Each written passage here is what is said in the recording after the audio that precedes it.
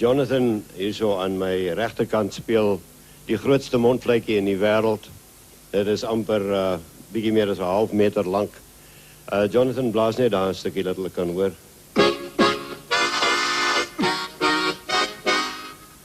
En Paul speel die basmondvletjie. Hy's in die plek van die basgitaar. Paul gee daar vir die mense so.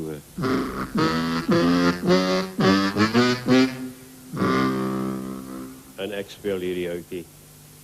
Nou gaan ons terug, of ons gaan kuier by een van die groot geeste van ons Afrikaanse musiek, Anton Goosen.